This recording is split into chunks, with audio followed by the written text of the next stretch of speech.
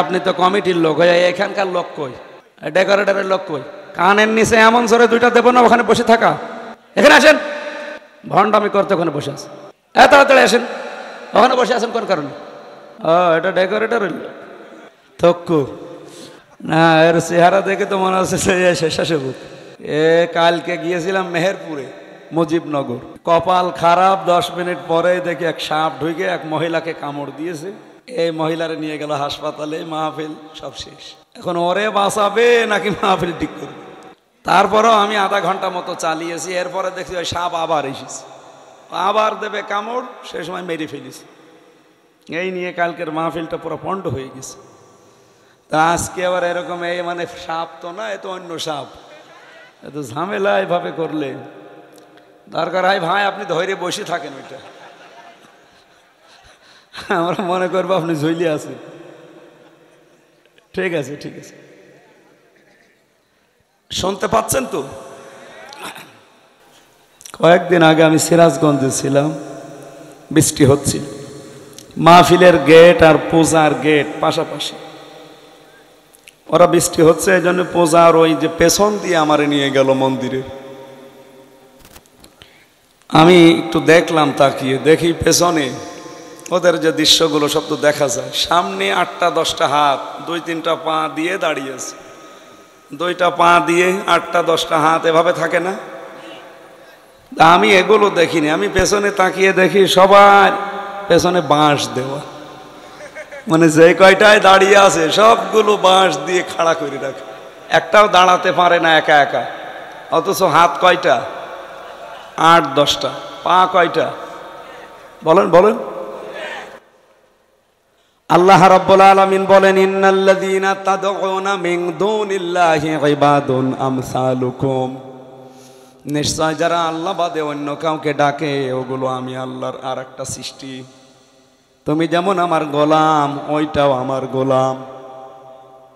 কোরআনে কারিমে আল্লাহ একটা উদাহরণ দিয়েছেন আমাদেরকে খুব মনোযোগ দিয়ে শোনার জন্য। সূরা হজে রব্বুল আলামিন বলেন, ইয়া আইয়ুহান নাসু দরিবা মাসালুন ফাসতামিউ লা। হে মানব মণ্ডলী, আল্লাহ শুধু মুসলমানকে বলেন নাই, হে মানব মণ্ডলী। বলেন তো হিন্দু কি মানুষ না? বলেন বলেন।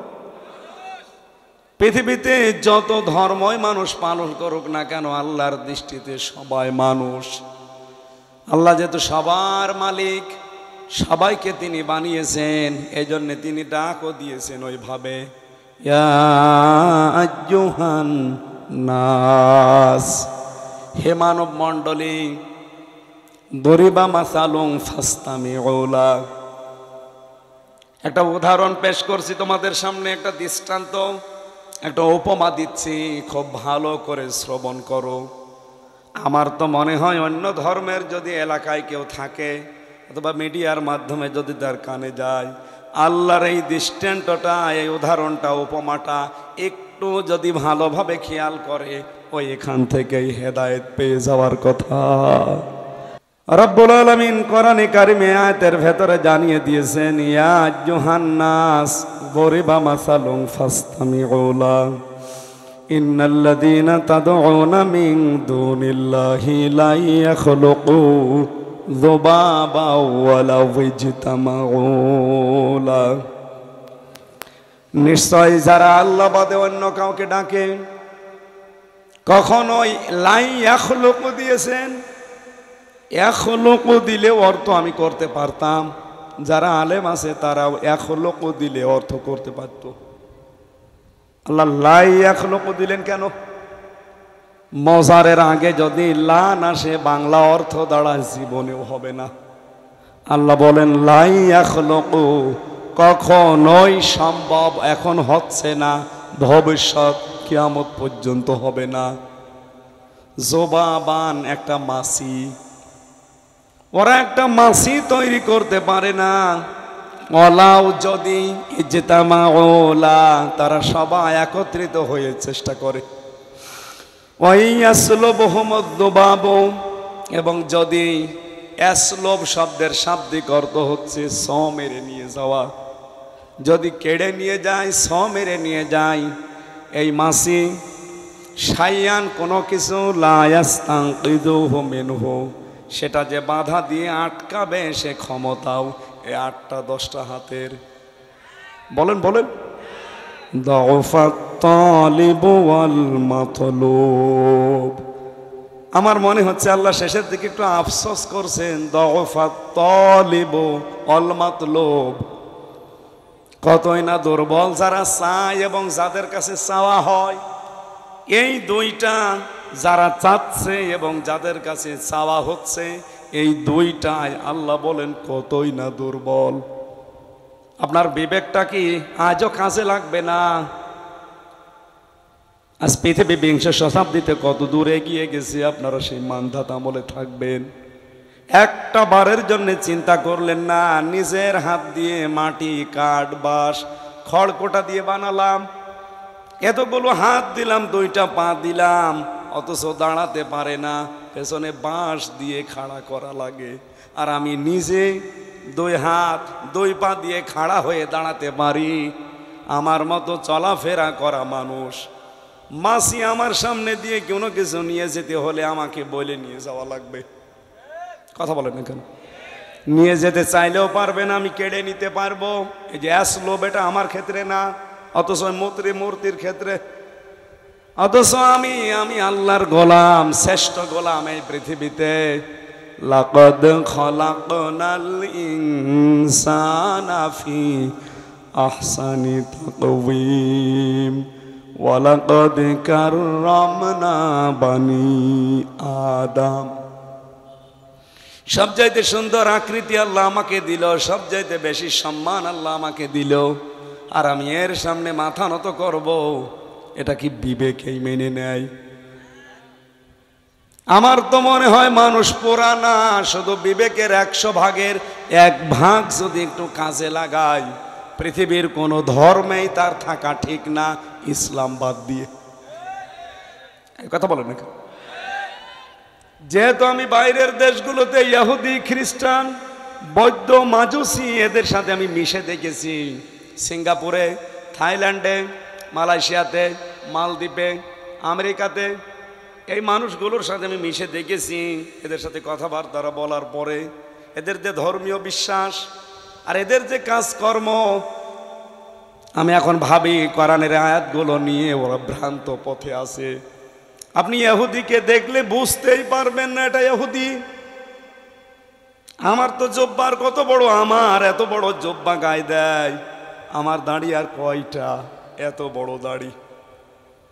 চেহারা দেখলে মনে হবে সাদা ধবধবে চেয়ারম্যান সাহেবের মতো, ইনার চাইতেও ফর্সা, মাথায় উপরে পাগড়ি ঝোলানো, এত সুন্দর চেহারা, পাশে মেয়ে লোক বসা, হাত মোজা, পা মোজা দেওয়া, চোখ পর্যন্ত ঢাকা।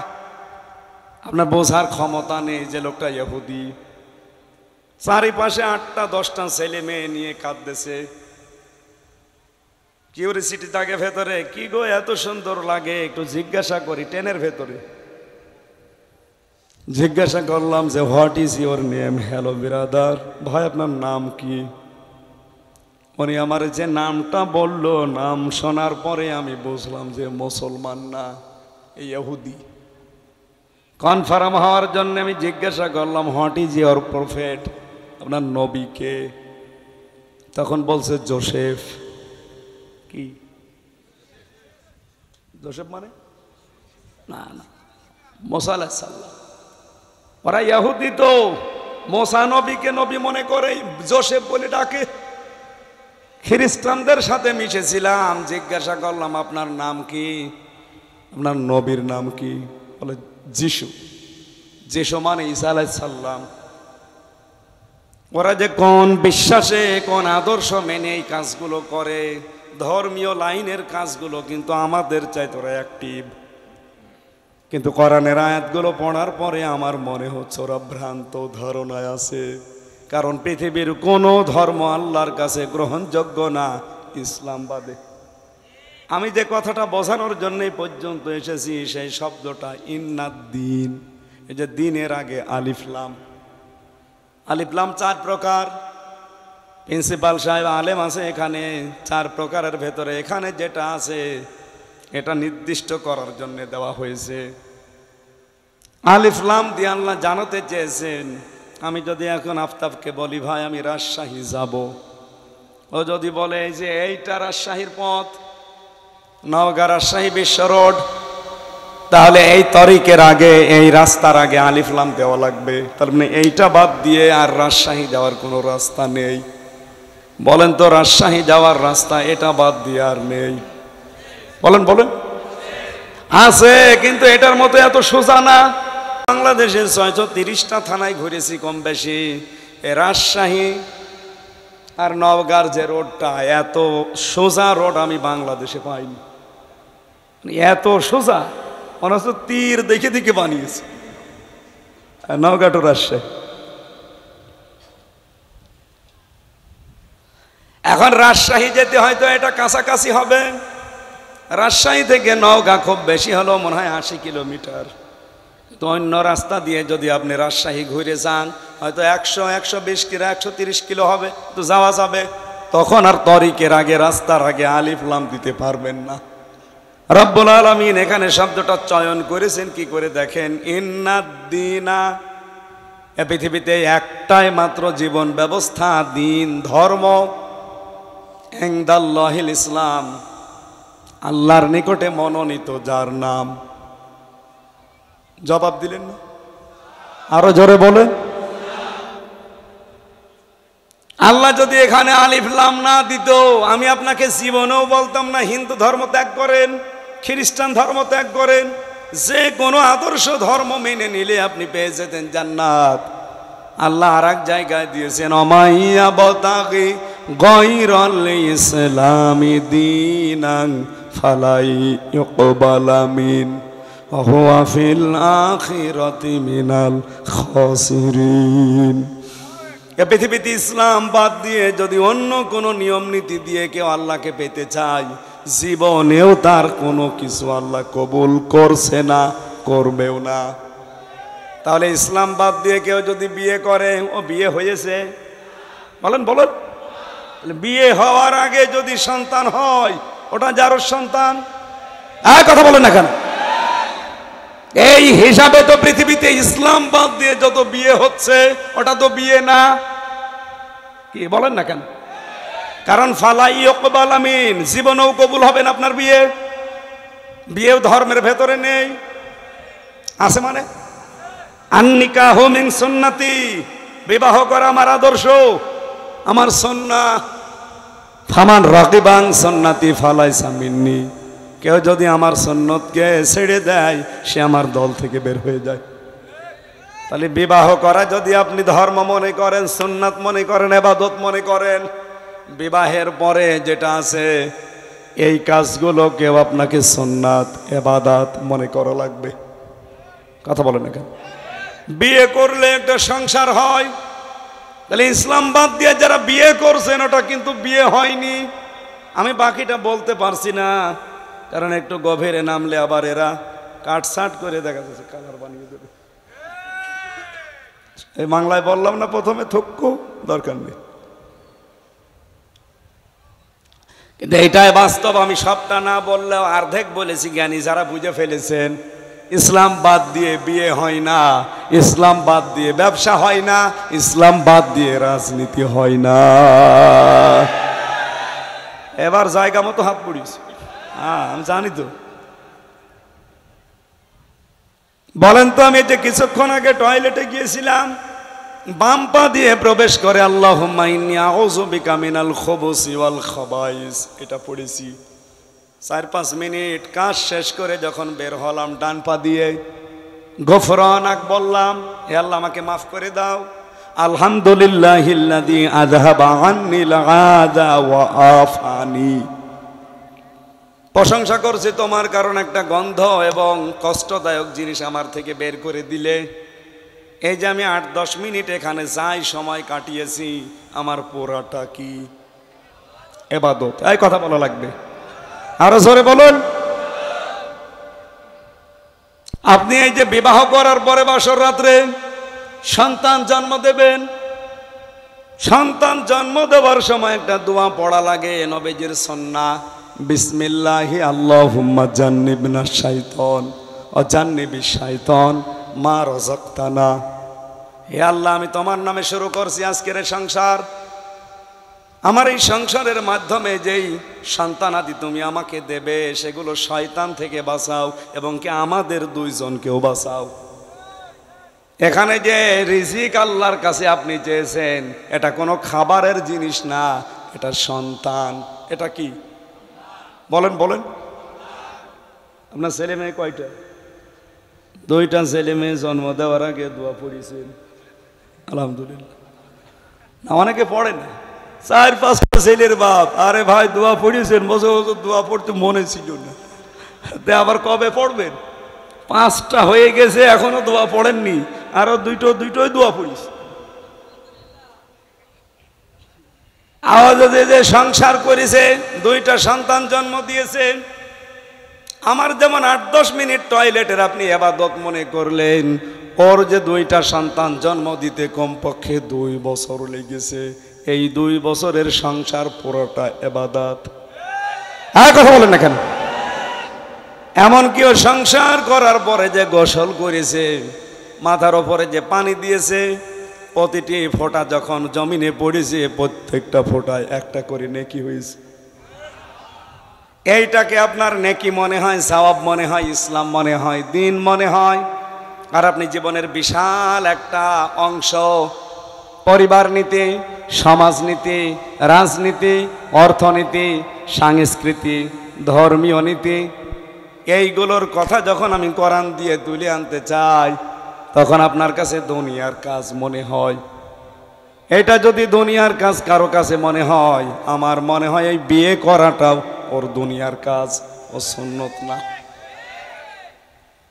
আমি আবার বলছি, ইসলাম বাদ দিয়ে আপনার বিয়ে না, ইসলাম বাদ দিয়ে আপনার ব্যবসা না, ইসলাম বাদ দিয়ে আপনার রাজনীতি না, ইসলাম বাদ দিয়ে আপনার দেশ না। কথা বলেন না কেন?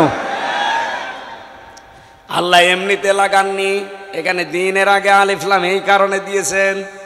এক একটা শব্দ আমি ব্যাখ্যায় পড়েছি, লক্ষ লক্ষ কথা।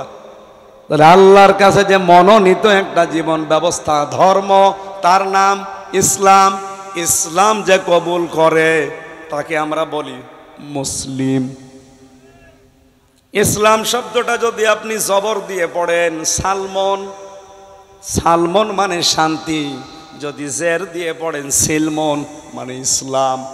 কোরআনে কারিমে আল্লাহ এই সিন জের দিয়ে পড়েছেন, ইন্না ইয়া আইয়ুহাল্লাযীনা আমানু দুখুলু ফিস-সিলমি কাফা। ইমানদারেরা তোমরা পরিপূর্ণভাবে ইসলামে প্রবেশ করো।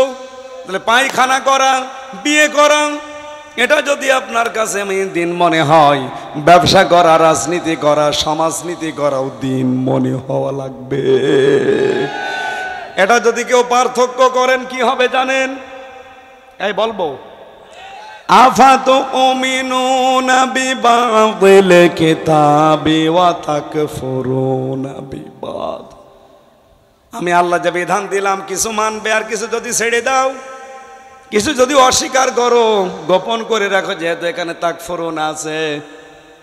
কেউ যদি বাদ দিয়ে দেয় কিছু আর কিছু গ্রহণ করে, টয়লেটটা গ্রহণ করে, বিয়েটা গ্রহণ করে, কিন্তু ব্যবসাটা গ্রহণ করে না, রাজনীতি গ্রহণ করে না, আন্তর্জাতিক নীতি গ্রহণ করে না, আল্লাহ পাক বলেন কি হবে তাদের? ফামা ইয়াফআলু যালিকা মিনকুম ইল্লা খিজিয়ুন ফিল হায়াতিদ দুনিয়া ওয়া ইয়াউমাল কিয়ামাতি ইউরাদ্দুনা ইলা আশাদ্দিল আযাব।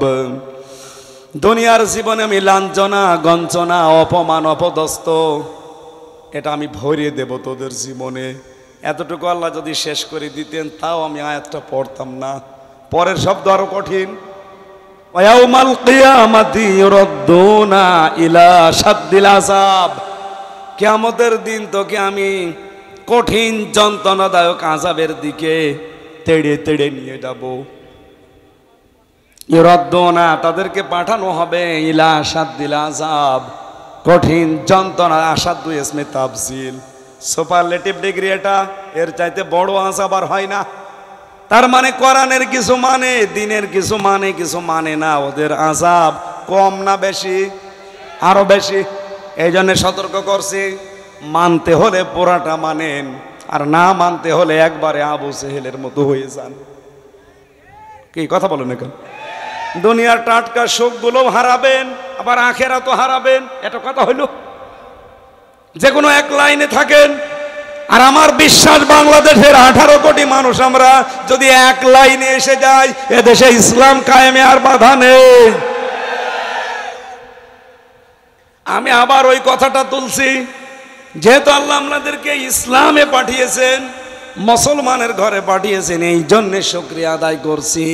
কারণ এমন একটা মনোনীত জীবন ব্যবস্থা, পছন্দ করা ধর্ম, যে ধর্মে আমার আল্লাহ নিজে ওয়ারাদিতু লাকুমুল ইসলাম দীনা, বলেন আল্লাহু আকবার। উনি নিজে রাজি হয়ে গেছেন ইসলামের ওপরে। আমি খ্রিস্টান ধর্মের ওপরে রাজি আছি, এ কথা আছে কোরআনে। আমি ইহুদি ধর্মের ওপরে রাজি আছি, এ কথা আছে। আমি হিন্দু ধর্মের ওপরে রাজি আছি, এ কথা আছে। অন্য ধর্মে যদি কেউ থাকেন, তাকে আহ্বান জানাবো, পৃথিবীর সর্বশ্রেষ্ঠ এবং সর্বশেষ গ্রন্থ হেদায়েতের গ্রন্থ, এটা পড়েন। আপনার বিবেকের 100 ভাগের 1 ভাগ কাজে লাগলে আপনি মুসলমান হয়ে যাবেন, আশা করি ইনশাআল্লাহ। কলেজের এক অধ্যাপক, যশোরের বিসিএস ক্যাডার, ওনারে বলেছিলাম, স্যার আপনাকে মুসলমান হওয়া লাগবে না, আপনি শুধু আমাদের ধর্মীয় গ্রন্থ একটু বুঝে বুঝে পড়বেন। 3 মাস সময় দিলাম। আপনি হয়তো আরবি পড়তে পারেন না, বাংলায় পড়েন, ইংরেজিতে পড়েন। 3 মাস একটু বুঝে পড়বেন, আমি আপনাকে জিজ্ঞাসা করব। আল্লাহর বান্দা 3 মাস পরে নিজের থেকেই মুসলমান হয়ে গেছে। এই জন্যে বলছি, অন্য ধর্মে আপনি থাকতেই পারেন না, যদি কোরআনের কাছে আপনি আসতে পারেন। একটু পড়েন বুঝে। লরেন বুথ, টনি বেলাওয়ারের শালিকা, খ্রিস্টান মহিলা, কোরআনে পড়তে এসে 53 জায়গায় ভুল ধরেছিল, তো সর্বশেষ নিজের জীবনের ভুল ধরে মুসলমান হয়ে গেছে। আর আমরা কোন ধর্ম থেকে আসা লাগে না, একেবারে জন্মসূত্রে বাপদাদার কাছ থেকে আমরা মুসলমান। শুধু বড় হলে একটু আগা কাটা লাগে, কিছু তাও কাটা নেই। এই যে এটার কাটা নেই এখনো, এটা মুসলমানে দিয়েছে, এটা দেয়নি এখনো, দিয়েছে? ঠিক আছে। তাহলে এখানে হিন্দু একটাও নেই, সব মুসলমান আমরা। এই জন্য খুশি হয়ে বলেন আলহামদুলিল্লাহ। দরুদ পড়ছি, সালাম পাঠাচ্ছি আমাদের নবী মুহাম্মদ রাসূলুল্লাহ সাল্লাল্লাহু আলাইহি ওয়াসাল্লামের প্রতি। আমার দায়িত্ব কিন্তু জোর করে আপনাকে হেদায়েত দেওয়া না, এটা আমারে আল্লাহ দেয়নি, নবীকেও দেয়নি। আমার দায়িত্ব কি? ফাইন্নামা আলাইকাল বালাগ ওয়া আলাইনাল হিসাব। হে নবী, আপনি পৌঁছিয়ে দেন, এটা আপনার দায়িত্ব, আর আমি আল্লাহর দায়িত্ব ওদের হিসাব নেওয়া। সুতরাং আমার কথা হচ্ছে পৌঁছিয়ে দেওয়া, আর আপনার দায়িত্ব কিন্তু আল্লাহর। আল্লাহর সামনে আপনাকেও দাঁড়ানো লাগবে, আমারেও দাঁড়ানো লাগবে। আজকে যে কথা বলবো, আমার আলোচনার বিষয় আপনারা জানেন, পরিচিত একটা সূরা পড়েছি, 3টা আয়াত। মানে 3 প্রকার মানুষকে আল্লাহ ধমক দিয়েছেন। কয় প্রকার? আপনি এই 3 প্রকারের ভেতরে যদি থাকেন, এখনই পাল্টিয়ে যাবেন। আল্লাহ ধমক দিচ্ছেন, আপনি টের পাচ্ছেন? প্রধানমন্ত্রীর ধমক শুনলে অনেকে প্রসাব করে ফেলতো। আল্লাহ ধমক দিচ্ছেন, আল্লাহ হুমকি দিচ্ছেন, ধামকি দিচ্ছেন। যে 3 প্রকার মানুষকে আল্লাহ হুমকি দিয়েছেন, ধমক দিয়েছেন, আমরা যেন নারী পুরুষ কেউ এর ভেতরে না থাকি।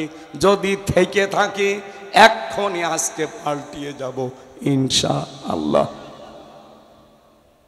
যে কথা তুলেছিলাম, আগে কথাটা শেষ করি। আমার দায়িত্ব প্রচার করা, আর আপনার কি আপনার হিসাব নেওয়ার দায়িত্ব কার? কোরআনে কারীম জানিয়েছে, ফাইন তাওয়াল্লাউ ফাইন্নামা আলাইহি মা হুম্মিলা ওয়া আলাইকুম মা হুম্মিলতুম ওয়াইং তুতিউহু তাহতাদু ওয়া মা আলার রাসূলি ইল্লাল বালাগুল মুবিন। সূরা নূর 18 নম্বর পারা 16 নম্বর পৃষ্ঠা 3 নম্বর লাইনের 54 নম্বর আয়াত, এটা শেষের দিকে আছে। এটা তাফসিরে ফি জিলালিল কোরআনে দেখবেন বিস্তারিত লেখা আছে। আল্লাহ বলেন আপনি প্রচার করেন, আপনার কথা শোনার পরে যদি কেউ মুখ ঘুরিয়ে চলে যায়, যাক, আপনাকে যে দায়িত্ব ভার বহন করার জন্য দিয়েছি এইটা আপনার। সুতরাং আমি যতটুকু জানি, আফতাব যতটুকু জানি, তাদের দায়িত্ব হচ্ছে ওইটা প্রচার করে দেওয়া। বাল্লেগো আন্নি ওয়ালাউ আয়া, একটা বাক্য যদি জেনে থাকো পৌঁছিয়ে দাও। এ দায়িত্ব রাসূলুল্লাহ আমাদেরকে দিয়েছেন। শুধু আমাদের দুইজনকে বলেন বলেন, নবীজি এখানে বাল্লিগ বলেন নাই, বাল্লেগো বহু বচন। এ বাল্লেগো বহু বচনের ভেতরে যদি এই আফতাব থাকে, আমির হামজা থাকে, আপনিও আছে। আমরা নবীর উম্মত, আপনি নবীর উম্মত না? এই কথা বলেন না কেন? আজ সবাই মিলে প্রচার করার দায়িত্ব নেন। যে যতটুকু জানেন, আন্নি আমার পক্ষ থেকে, ওয়ালাউ আয়া, যদি একটা আয়াত আপনার জানা থাকে। আমার হাদিস পড়ার পরে মনে হয় বাংলাদেশে সবাই যদি এই দায়িত্বটা নিজের কাঁধে তুলে নিতাম, যেমন মা হুম্মিলতুম ফাইন তাওয়াল্লাউ ফাইন্নামা আলাইহি মা হুম্মিলা ওয়া আলাইকুম মা হুম্মিলতুম। আপনার উপরে যে দায়িত্ব আছে, হামালা মানে বহন করা, আপনি এটা বহন করে চলেন, এইটার দায়িত্ব আপনার। ওদের উপরে যে দায়িত্ব ভার আছে, ওইটার দায়িত্ব আপনার না, ওদের দায়িত্ব সম্পর্কে ওরা জবাব দেবে। সুতরাং আমরা প্রত্যেকে কিন্তু দায়িত্বশীল, একটা ভার পেয়ে গেছি। যদিও নবীজি এই কথা যখন বলেন, তার সামনে 1,14,000 সাহাবী আমরা জানি ছিল, তার ভেতরে আমরা ছিলাম না, কিন্তু আমাদের পূর্বপুরুষরা ছিল। এই কথা বলেন না কেন? তাদের পক্ষ থেকে হামজার উপরে, আফতাবের উপরে এসে দাঁড়িয়েছে। এখান থেকে কিয়ামত পর্যন্ত যারা আসবে তাদের উপরে এটা বর্তাবে। সুতরাং আমাদের উচিত হচ্ছে যে যেই ভার পেয়েছি, এই ভারটা আমাদের বহন করা দরকার। ওমা আলার রাসূলি ইল্লা না ওয়াইং তুতিউহু তাহতাদু। হে নবী, ওরা যদি আপনাকে অনুসরণ করে, তাহতাদু, তারা হেদায়েত পেয়ে যাবে। সুবহানাল্লাহ বলতে পারেন না? এখানে হেদায়েত পাওয়ার কয়েকটা শর্ত দেখলাম। একটা হচ্ছে আপনার যে দায়িত্ব ভার, এটা আপনি পালন করবেন, এটা বহন করে চলবেন। 2 নম্বরে আপনি অনুসরণ করবেন রাসূলুল্লাহকে, তাহলে হেদায়েত পাওয়া সহজ হবে আপনার জন্য। ওমা আলার রাসূলি ইল্লাল বালাগুল মুবিন। হে নবী, আপনি বলে দেন যে আমি শুধু পৌঁছিয়ে দেওয়ার দায়িত্ব, এছাড়া আমার কোনো দায়িত্ব নেই। লাস্তা আলাইহিম বিমুসাইতির।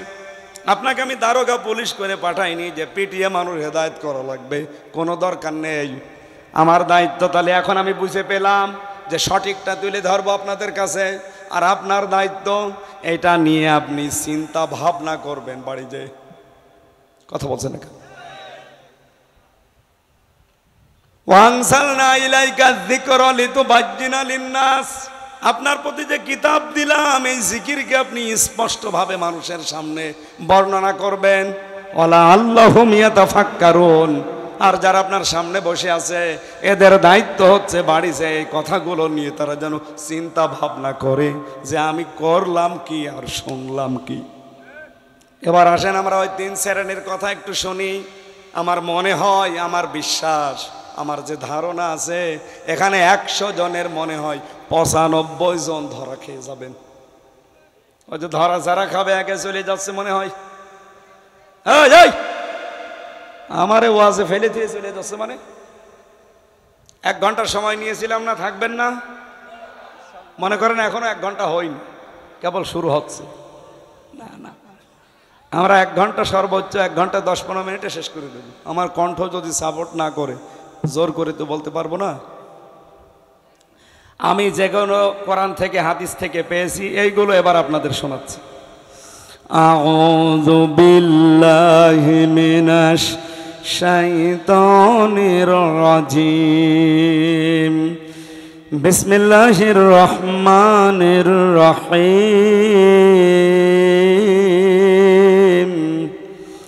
ওয়াইলুল লিকুল্লি হুমাযাতিল লুমাযা। সাদাকাল্লাহুল আযীম। সূরার নাম হুমাযা। কি বললাম বলেন তো, আর একবার বলেন। মক্কায় নাজিল হয়েছে, 9টা আয়াত আছে, মাত্র একটা রুকু আছে, শব্দ আছে 33টা, অক্ষর আছে 161টা। সূরার নাম আবার বলেন কি, আর একবার বলেন। হুমাযা মানে নিন্দাকারী। এই দোষে দোষী নেই আমার মনে হয় এখানে 5-6 জন পাওয়া যাবে, বাকি সবাই আমরা এই দোষে দোষী। নিন্দা করা এটা যে কত বড় একটা অপরাধ আল্লাহর দৃষ্টিতে, আল্লাহ ধমক দিচ্ছেন। মানুষ যদি একটু নিজেকে নিয়ে ভাবে, জীবনে ওর মুখ দিয়ে কোনোদিন নিন্দা সামনে হোক পেছনে হোক বের হবে না। অথচ এই স্বভাব 100 জনের 95 জনের ভেতরে, মেয়েদের ভেতরে আরো বেশি। কথা বলে না কেন? মেয়েরা সবচাইতে বেশি নিন্দা করে তার পুত্রবধূর। এই কথা বলে না কেন? আর বৌমাগুলো সবচাইতে বেশি নিন্দা করে তার শাশুড়ির। অথচ এই দুই জায়গায় নিন্দা করা যদি বন্ধ হতো, আমাদের পরিবারটা একটা মিনি জান্নাত হয়ে যেত। সম্মানিত মা বোনেরা, মেয়েটা যখন আসে আপনার বাড়িতে, এই লোকের মেয়ে, এটাকে নিজের মেয়ের মতো মনে করতে পারেন না? অন্যের মেয়ে একটা এসেছে, নিজের মেয়ে তো কত দোষ করে। নিজের মেয়ে সকালবেলা উঠে 2টা না 4টা সিদ্ধ ডিম খায়, হাফ গিলাস না 1 গিলাস দুধ খায়, এরপরে ছোলা ভিজিয়ে খায়, কালো জিরা খাচ্ছে, রসুন খায়, মধু খায়, এরপরে 4-5টা করে রুটি। সকালবেলা উঠে কিন্তু কোনো কাজ আপনার মেয়ে করে নাই, এই সবগুলো তার সামনে রেডি, খাচ্ছে আর দেখে দেখে মা খুশি হচ্ছে। অথচ 4টা না যদি 2টা সিদ্ধ ডিম ওই মেয়ের মতো পুত্রবধূ খায়, এমন শাশুড়ি আছে। বলে ডিম খাওয়া লাগে, ছেলে মেয়ে আমাদের হয়নি। ডিম খাওয়া লাগে, ছেলে মেয়ে আমাদের হয়নি, এ কথা আপনি পুত্রবধূকে, বিটার বউকে বলতে পারলেন? আপনার মেয়ে তো মরণে খাওয়া খাচ্ছে। এক কথা বলছে না কেন? এরকম ছোট মনের শাশুড়ি কার আছে? হাত তোলেন তো। আপনি না, ওরা দেখেন তো ওরা হাত তুলেছে কিনা। আমি জানি ওখানে বহু মহিলা হাত তুলে বসে আছে যে আমার শাশুড়ি দেখতে পারেন আমারে। অথচ নিজের মেয়ে এই কিছুক্ষণ আগে টুটি পর্যন্ত খেয়েছে, কিচ্ছু বলে না, আরো বলছে মা খা খা। আর অন্যের মেয়ে এসে মাত্র 1টা ডিম খেয়েছে, ওর চোখ কপালে উঠেছে। আর কথা বলেন না কেন? এই ছোট মনের কারণেই তো পরিবার আজ নষ্ট হয়ে যাচ্ছে। বাস্তব কথা বলছি। আমার শালা আজকে আমার সাথে এসেছে, আমি তাই বলছি তা না, সত্যি। এই যে কোরআন শরীফ আমার সামনে। আমার শ্বশুর বাড়ি চুয়াডাঙ্গায়।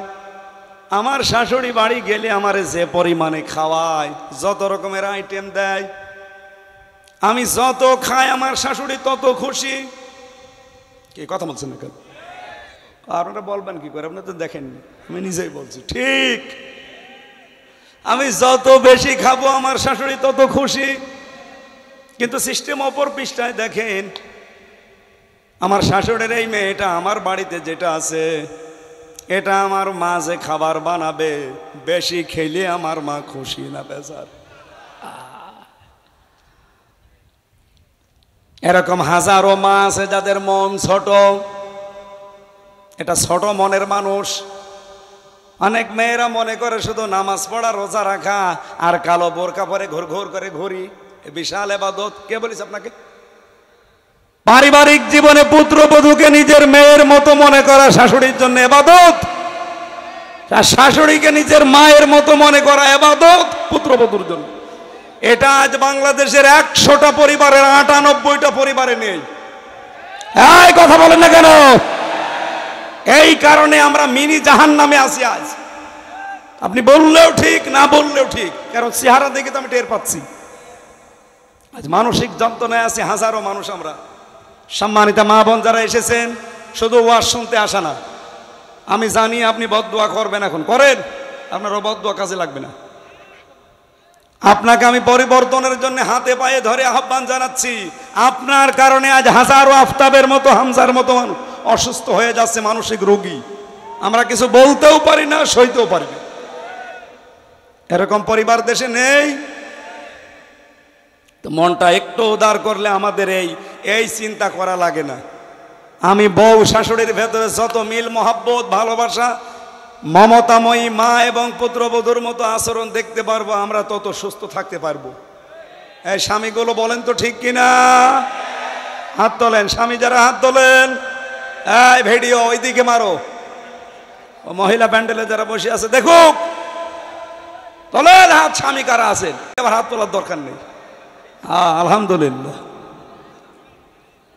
সম্মানিত মা বোনেরা, আপনার ওয়াজ শেষ। এরপরেও যদি আপনার পরিবর্তন না আসে, যদি মনে করেন শুধু নামাজ পড়া ইবাদত, রোজা করা ইবাদত, আর কারো বোরকা পরা ইবাদত, আরে ওয়াকুলু লিন্নাসি হুসনা, মানুষের সাথে হাসি মুখে কথা বলো ইবাদত।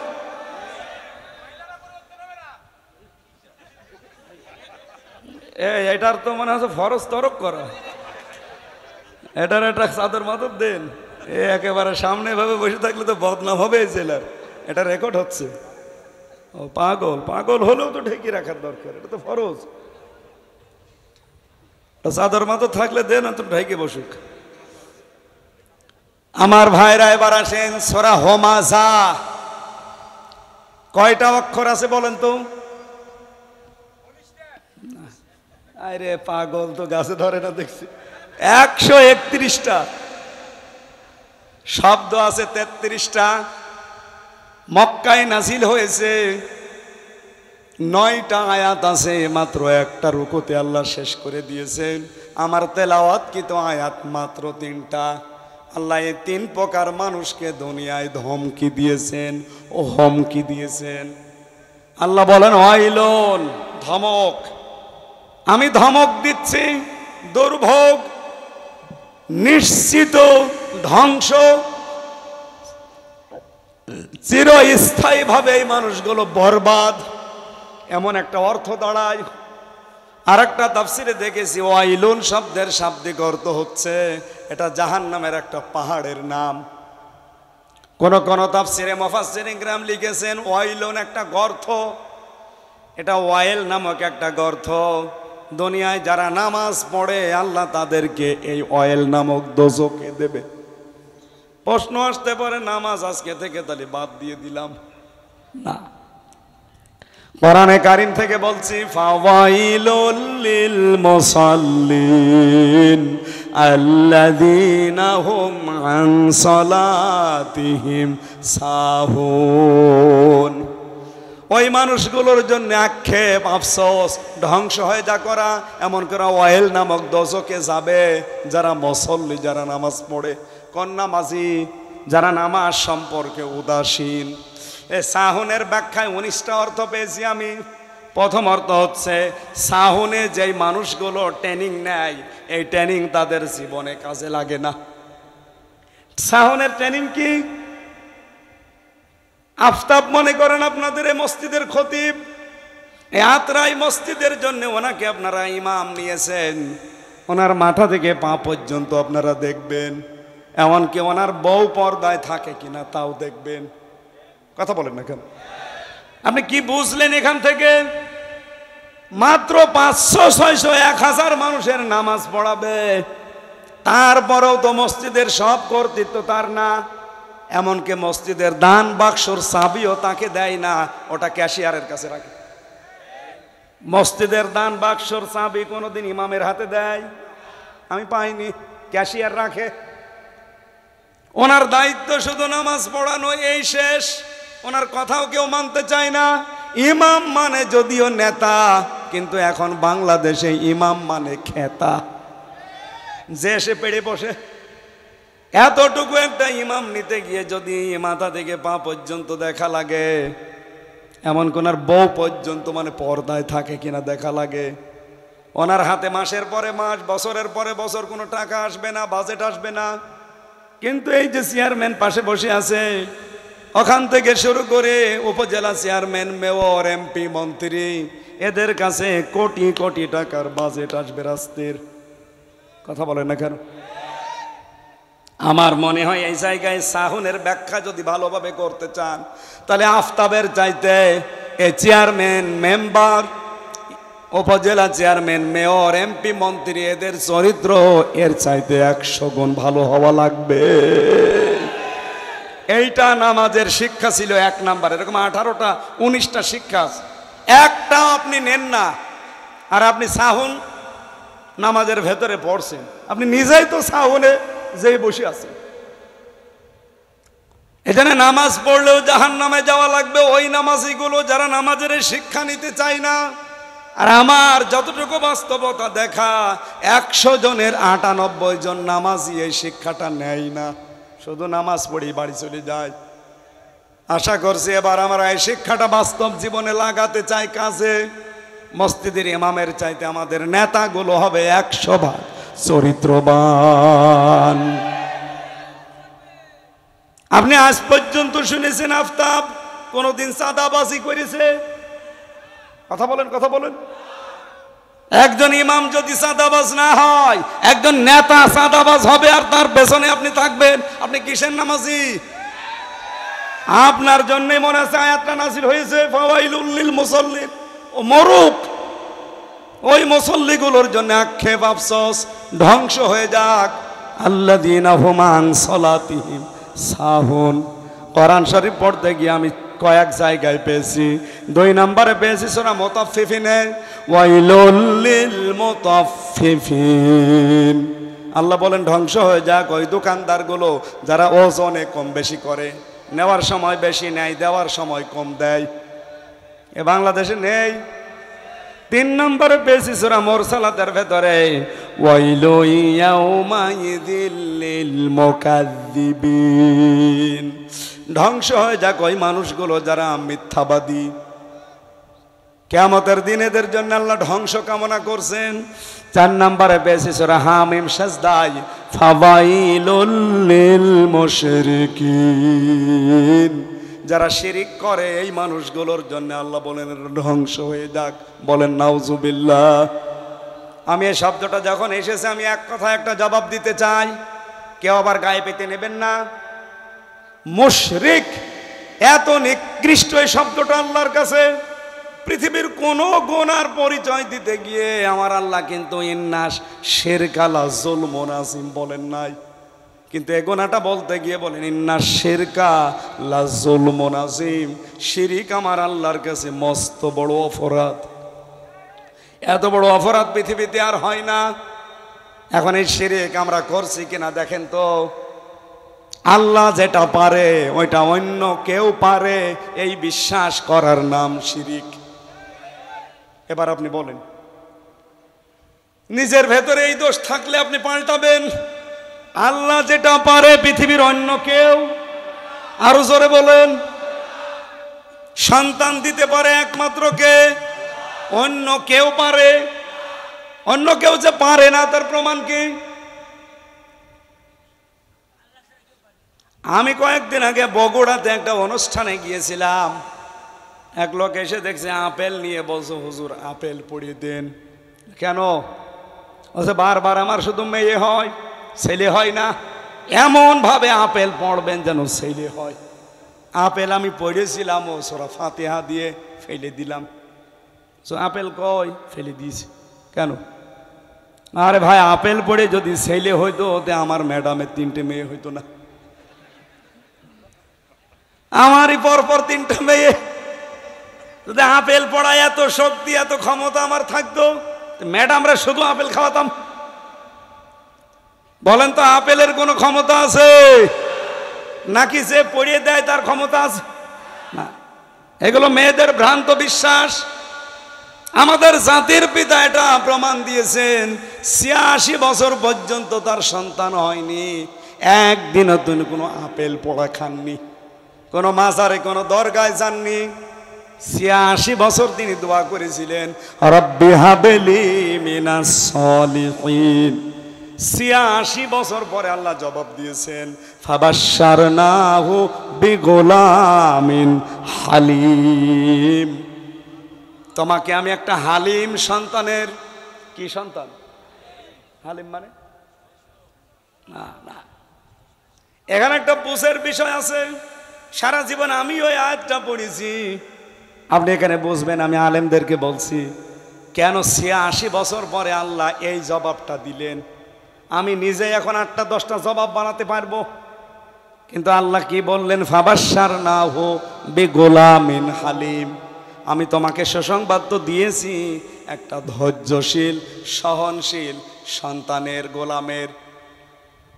এই আয়াতের ব্যাখ্যা করবো না বাদ দেব? হ্যাঁ, এটা দরকার, মেয়েদের জন্য আরো বেশি দরকার। আপনি দেখেন ৮৬ বছর পরে আল্লাহ এমন জবাব দিয়েছেন, ইব্রাহিম আলাইহিস সালাম জবাব শুনে কিন্তু তিনি সন্তুষ্ট হয়েছিলেন, কিন্তু তিনি ওই দিন থেকেই ভাবছিলেন আল্লাহ আমাকে গোলামিন হালিম দিল। এর আগে পরে একটা সন্তান দিয়েছিল, তার নাম গোলামিন হালিম। সেটা কি? ইসহাক। হযরত ইসহাকের বেলায় দেখবেন কোরআনে আসে অবাশশারনাহু বিগুলামিন হালিম। হালিমের পরে আমি আলিম দিলাম। উনি প্রথমে হালিম নিয়ে ভাবছিলেন যে কেমন হালিম পেয়েছি দেখি, এটা কি চাচা হালিম নাকি মামা হালিম? আত্রায় বাজারে মামা হালিম বিক্রি হয় না, চাচা হালিম, এ হালিম না। উনি ওই দিন থেকে 13 বছর পর্যন্ত একাধারে চেষ্টা করেছিলেন। এটা তাফসিরে ফি জিলালিল কোরআনে পাবেন, টিকার ভেতরে। আপনারা শুনছেন না? শুনতেছেন? 13 বছর পরে আল্লাহ তাকে একটা স্বপ্ন দেখিয়েছিলেন। আল্লাহ পাক বলেন তাকে আমি স্বপ্ন দেখালাম, ফালাম্মা বালাগা মাআহু সাআয়া ক্বালা ইয়া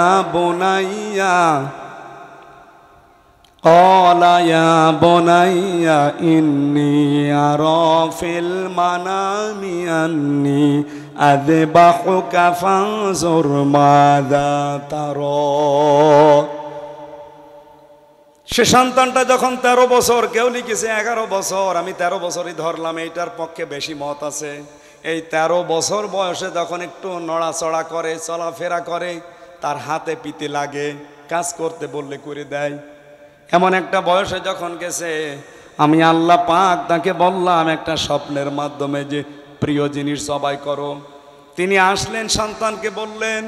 আমার এই জায়গায় প্রশ্ন, হযরত ইব্রাহিম আলাইহিস সালাম কি সাধারণ মানুষ না নবী? আরো জোরে বলা লাগবে। তিনি কি শুধু নবী না নবীর বাপ? শুধু নবী না নবীর বাপ? এমন একটা বিশাল অঙ্কের মানুষ এই পৃথিবীতে যদি আপনি 5 জন মানুষকে গোনায় ধরেন, ইব্রাহিমকে ধরা লাগবে। কারণ উনি জাতির পিতা ছিলেন, মুসলিম জাতির। তামাম পৃথিবীতে 175 কোটি যে আমরা মুসলিম দাবি করি, আমাদের জাতির পিতার নাম আরো জোরে বলেন, নাকি বঙ্গবন্ধু? না, ওটা তো আমাদের বাঙালিরা বানিয়েছি আমরা। আমার আল্লাহর ঘোষণা দেয়া যিনি জাতির পিতা, তার মানে এখন বিশ্বে 175 কোটি মুসলিম। আপনি যে দেশেই যাবেন তারা ডাকবে মিল্লাতা আবিকুম ইব্রাহিম। কারণ কি? হুয়া সাম্মাকুমুল মুসলিমিন, তিনি আমাদের নাম মুসলমান রেখেছেন। বলেন সুবহানাল্লাহ। এখানে হুয়ার ফাইল দুইটা, হয় আল্লাহ নিজে না ইব্রাহিম আলাইহিস সালাম। আমি দুইটা ফাইলের ব্যাখ্যায় পড়েছি। আল্লাহ পাক যেহেতু আমাদের নাম মুসলমান রাখতে পারেন, অথবা আমাদের বাবা ইব্রাহিম আলাইহিস সালামও রাখতে পারেন। কারণ কি?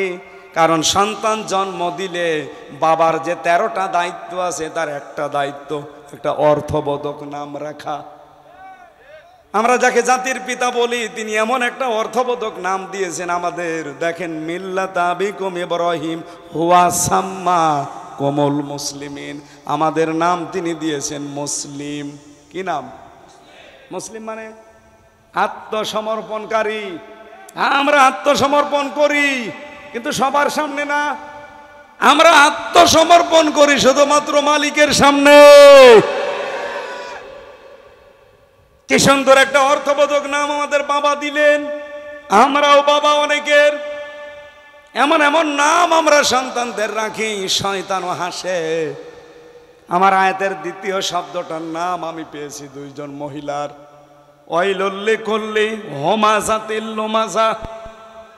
একজনের যমজ মেয়ে হয়েছিল দুইটা, সে শখ করে রেখে দিয়েছে হোমাজা লোমাজা। ওনারা একদিন বললাম যে আপনার জোড়া মেয়ে ডবল মেয়ে হয়েছে, কি নাম রাখলেন? শুধু কোরআনের নাম। কি নাম? হোমাজা লোমাজা। আপনি কি জানেন এটার নাম অর্থ কি?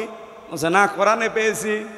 আরে হোমাজা মানে নিন্দাকারী সামনে, আর লোমাজা মানে নিন্দাকারী পেছনে। এটা নাম হইল?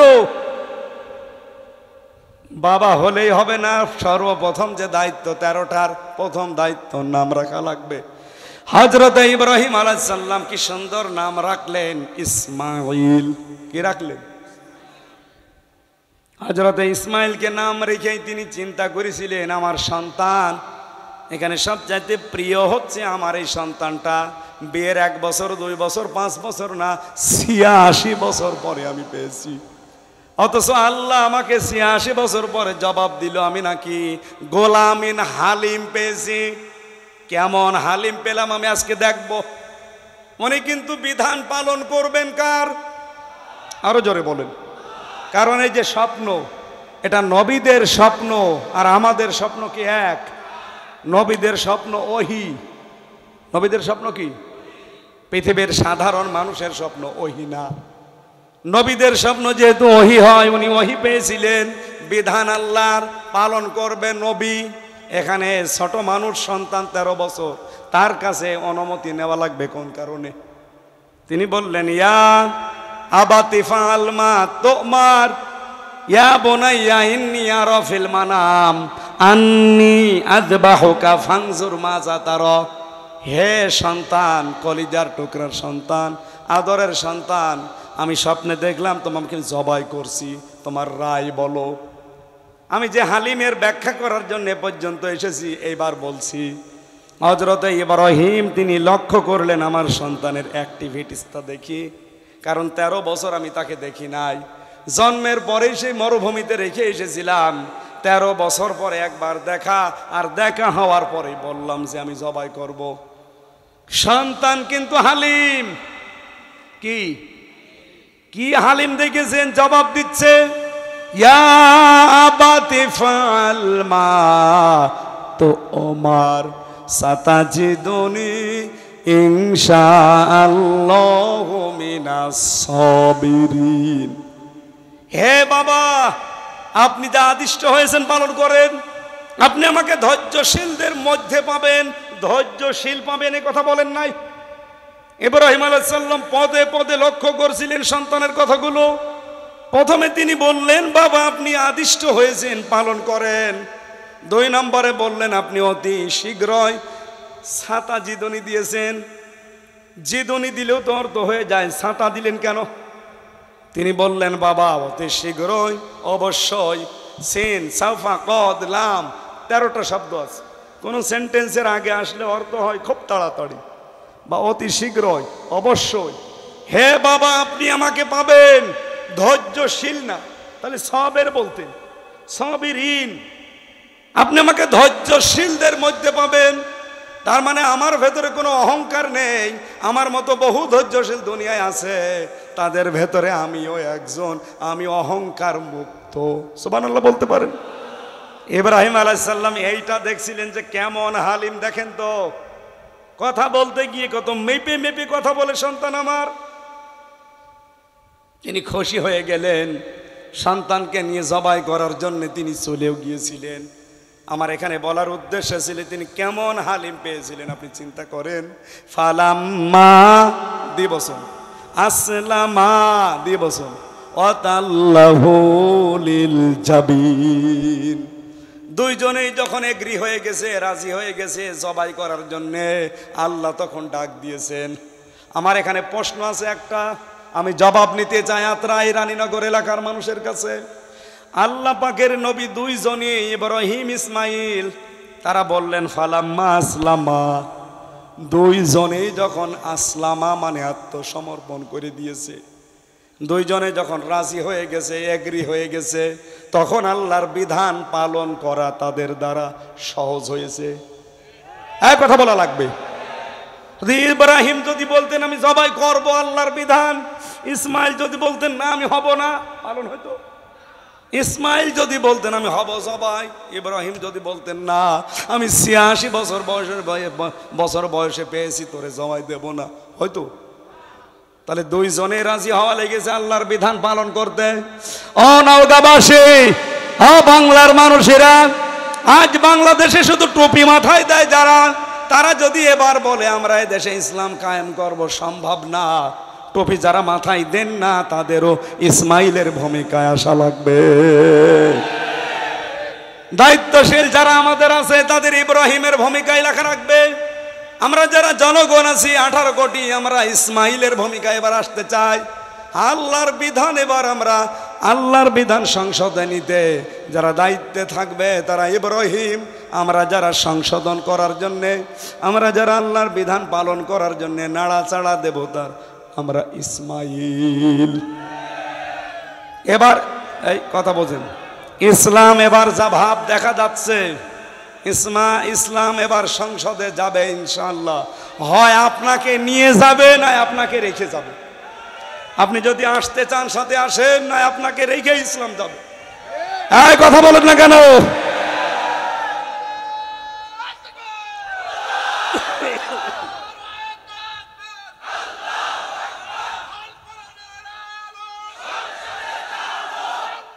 ঠিক আছে,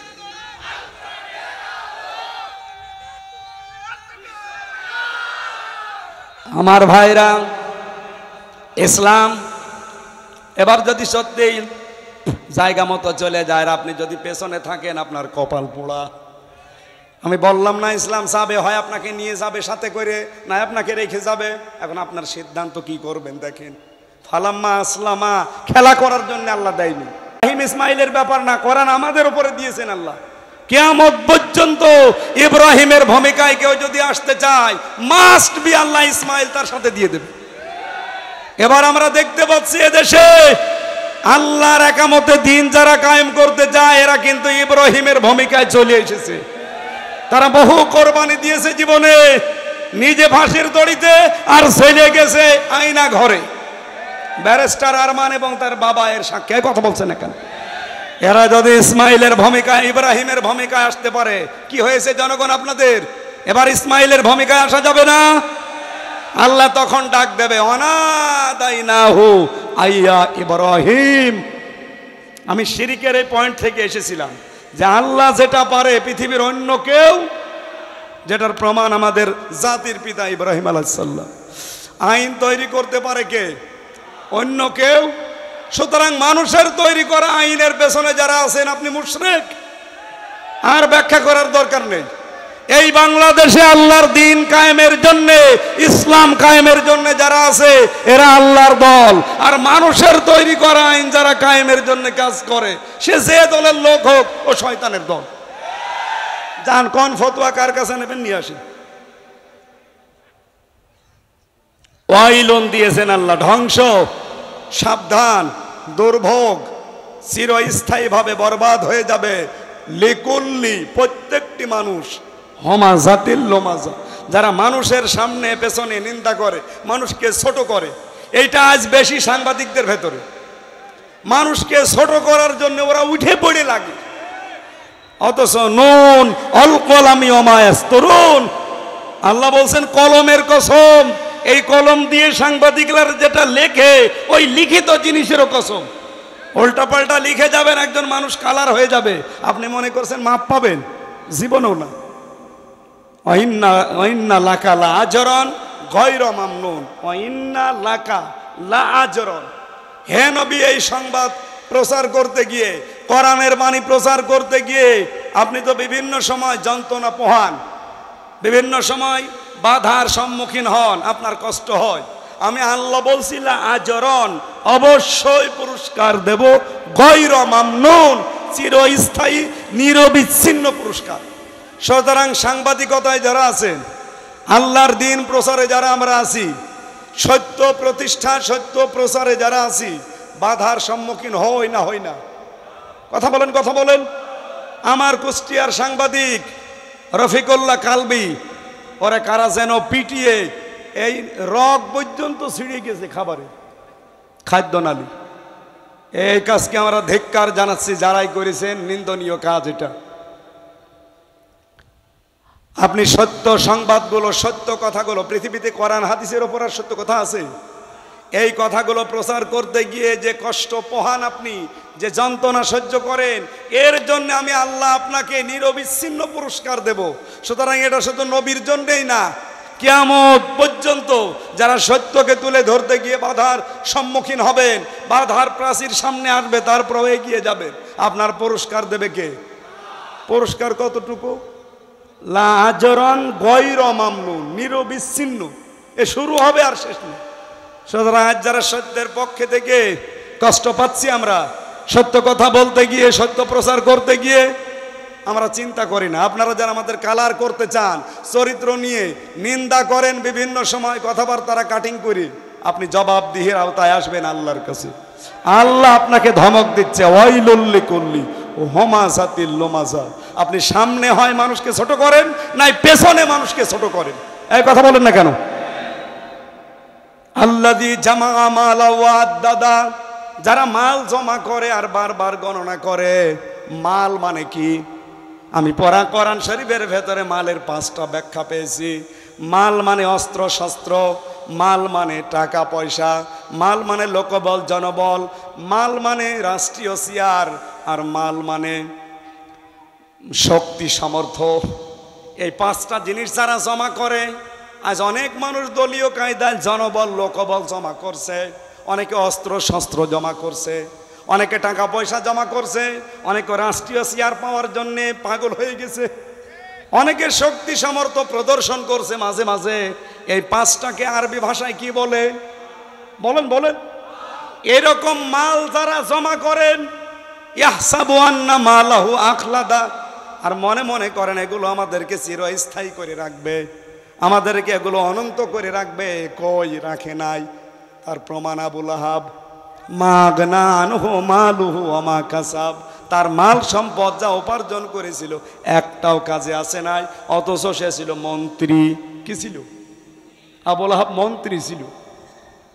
2 নম্বরের উদাহরণ পেয়েছি তাফসিরে, কারণ সূরা কসসের ভেতরে পাবেন, রব্বুল আলামিন বলেন, ইন্না কারুনা কানা মিন কওমি মূসা ফাবাগা আলাইহিম ওয়া আতাইনাহু মিনাল কুনুজি মা ইন্না মাফাতিহাহু লাতানু বিল উসবাতি উলিল কুওয়া।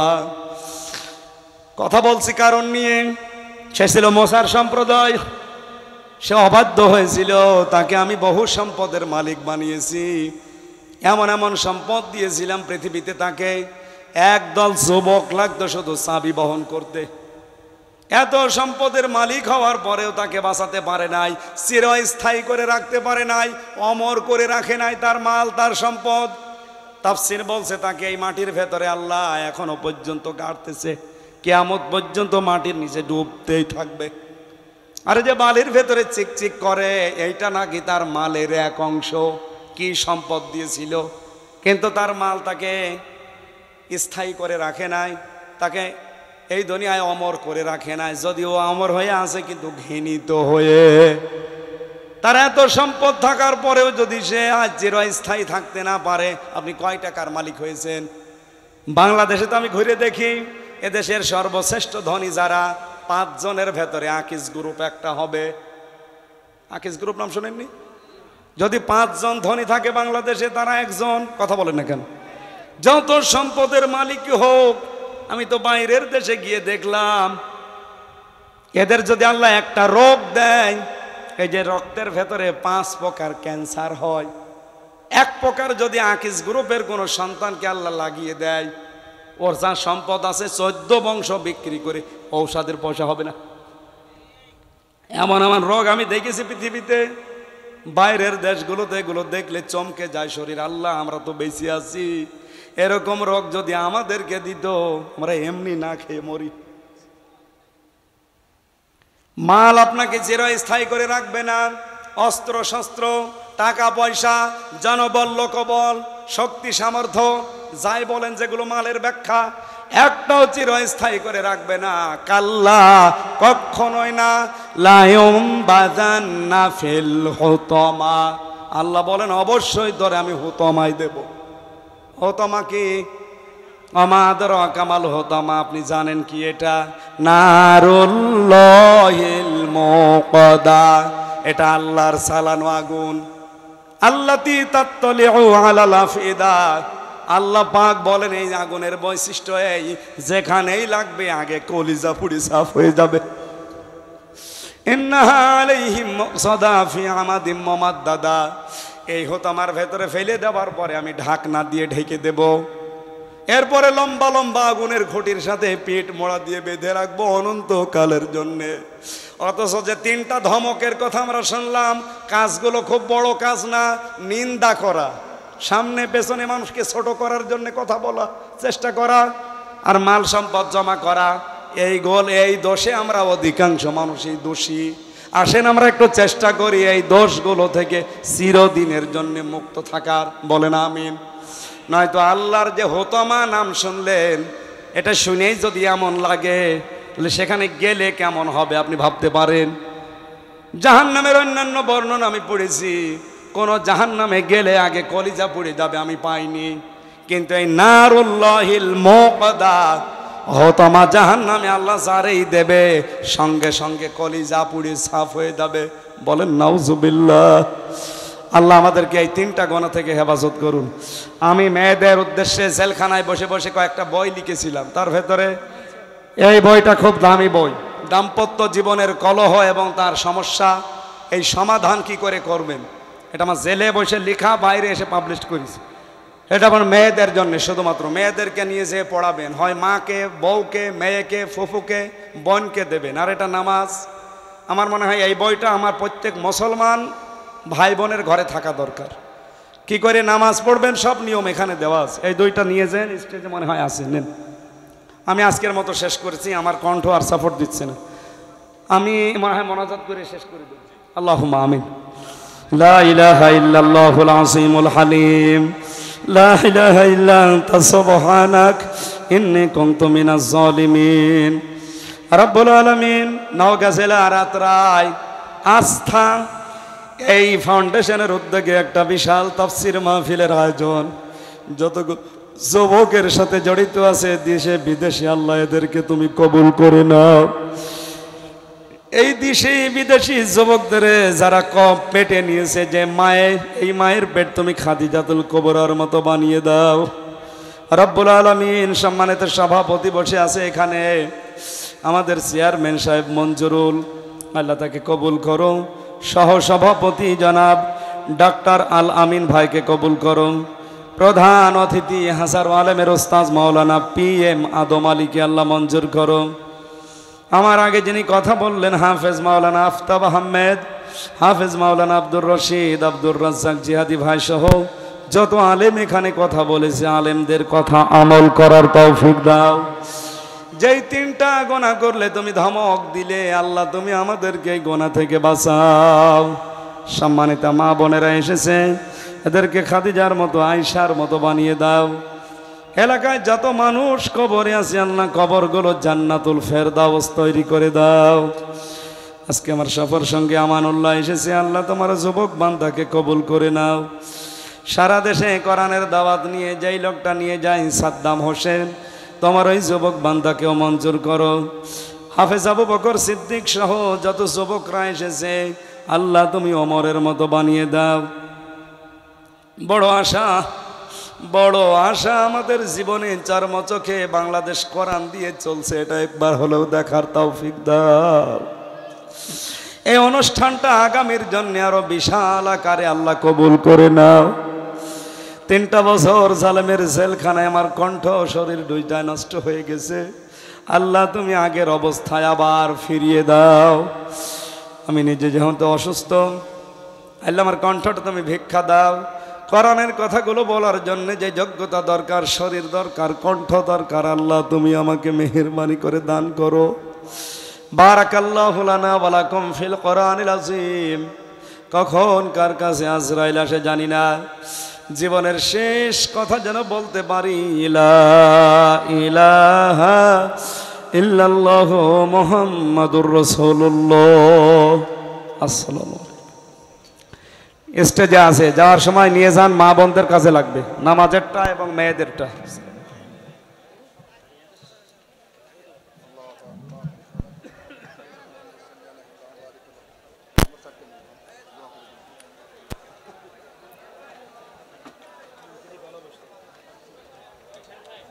Allahu Akbar.